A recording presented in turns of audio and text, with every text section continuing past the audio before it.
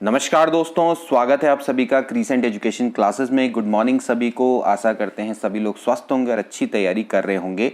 आज की वीडियो में दोस्तों हम बात करेंगे उत्तराखंड में आने वाली शिक्षक भर्तियों के बारे में। उत्तराखंड में 15,000 शिक्षकों की भर्ती का दोस्तों लक्ष्य रखा गया है आने वाले समय में। इसके बारे में जानेंगे। भर्ती प्रक्रिया में दोस्तों होने जा रहा है बदलाव, अब होगी ऑनलाइन भर्ती प्रक्रिया। क्या है पूरी न्यूज़ जानेंगे।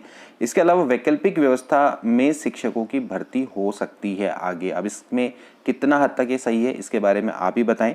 और उत्तराखंड एलटी एवं प्रवक्ता भर्ती को लेकर क्या क्या अपडेट्स आ रही हैं इसके बारे में जानेंगे। तो चलिए आज की वीडियो को शुरू करते हैं। सबसे पहली दोस्तों जो बड़ी खबर है वो है बेसिक शिक्षकों को लेकर। इनकी भर्ती दोस्तों अब ऑनलाइन होगी। वैसे ऑलरेडी प्राइमरी टीचर्स की दोस्तों भर्ती चल रही है 2600 पदों पर, वैसे अटकी हुई है। लेकिन अब आने वाले समय में, जैसे मैंने आपको बताया था पिछली वीडियो में दोस्तों, कि अब आने वाले समय में बहुत सारे प्राइमरी टीचर्स की भर्ती होनी है और इसके लिए डेटा भी दोस्तों तैयार कर लिया गया है। और अब दोस्तों ये भर्ती प्रक्रिया ऑनलाइन होगी। ऑनलाइन किस तरह से होगी दोस्तों, कि जो अब विद्या समीक्षा केंद्र है यहाँ के, इनके माध्यम से दोस्तों यहाँ पर भर्ती प्रक्रिया स्टार्ट होगी। तो पहले दोस्तों इसको छोटे स्तर पर किया जा रहा है, यानी कि प्राइमरी स्तर पर, फिर इसको धीरे धीरे इसका जो स्तर है, दायरा है, बढ़ाया जाएगा, एलटी लेक्चरर तक भी ले जाया जाएगा। तो देखिए यहाँ पर क्या है, नए शैक्षिक सत्र में शिक्षकों की भर्ती प्रक्रिया ऑनलाइन की जाएगी। इसकी शुरुआत बेसिक शिक्षकों से होगी। राज्य स्तर पर स्थापित विद्या समीक्षा केंद्र के जरिए जिलावार आवेदन लेते हुए अभ्यर्थी की मेरिट लिस्ट इसमें तैयार होगी। चयन और तैनाती की प्रक्रिया भी ऑनलाइन के माध्यम से होगी। और डीजी शिक्षा बंशीधर तिवारी ने इसकी पुष्टि की। उन्होंने बताया कि इस सप्ताह दिल्ली में आयोजित केंद्रीय शिक्षा मंत्रालय की बैठक में विद्या समीक्षा केंद्र का दायरा बढ़ाए जाने पर सहमति बनी है। केंद्र के निर्देशक के अनुसार छात्रों की स्कूल से जुड़ी अन्य आवश्यक प्रक्रियाओं को भी पूर्णतः ऑनलाइन किया जाएगा। तो देखिए यहाँ पर देख रहे हैं कि अब जो भर्ती प्रक्रिया है दोस्तों वो ऑनलाइन होने जा रही है। इसमें दोस्तों अभी पेपर की बात नहीं है, पेपर तो अभी ऑफलाइन ही है, उसकी बात अभी नहीं की गई। लेकिन जो प्रक्रिया है वो पूरी की पूरी ऑनलाइन माध्यम से इस समय पर की जाएगी। स्पेशली जो प्राइमरी टीचर्स है, तो प्राइमरी टीचर्स का जो पूरा डेटा है वो ऑनलाइन माध्यम के हिसाब से तैयार किया जाएगा। जो मेरिट वार जो आपकी तैयार होती है वो हर चीज़ ऑनलाइन वहाँ पर होगी, ठीक है ना।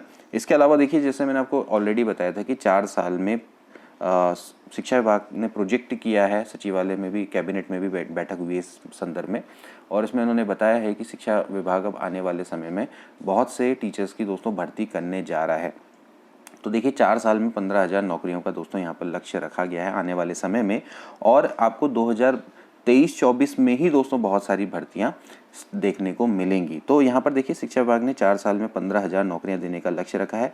इसके तहत आप देख सकते हैं बेसिक स्तर पर वर्ष 2022-23 में 2,065 पदों पर भर्तियाँ की गई हैं। और इस साल 2023-24 में 2,455 पदों पर भर्तियाँ प्रस्तावित है। यानी कि दोस्तों प्राइमरी टीचर्स की 2,500 भर्तियां दोस्तों यहाँ पर प्रस्तावित है 2023-24 में। और यही दोस्तों इनके लिए सबसे इम्पोर्टेंट वर्ष है, आप मान के चलिए, क्योंकि अब इलेक्शन का टाइम आ रहा है। तो इसी समय पर दोस्तों आपको ज़्यादा भर्तियां देखने को मिलेंगी।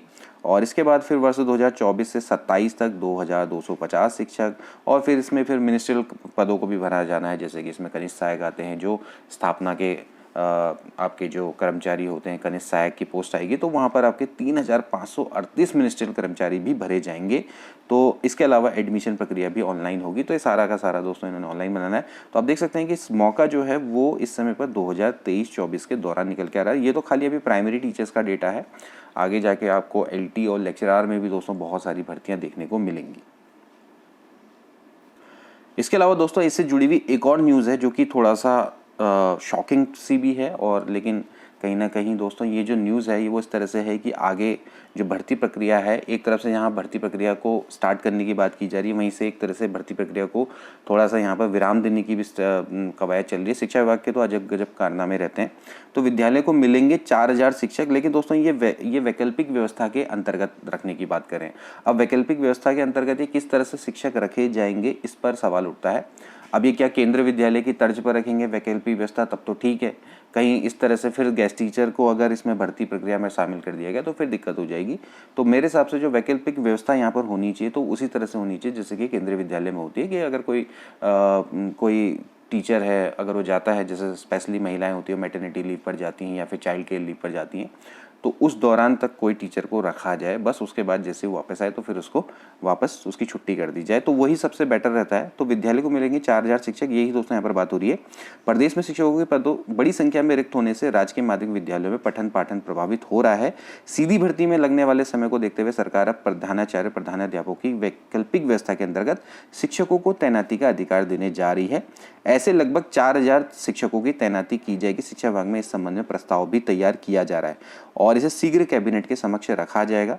और प्रदेश में राजकीय हाई स्कूलों और इंटर कॉलेजों में शिक्षकों के देखिए 4681 पद इस समय रिक्त हैं। इसमें एलटी और प्रवक्ता के पद भी सम्मिलित हैं।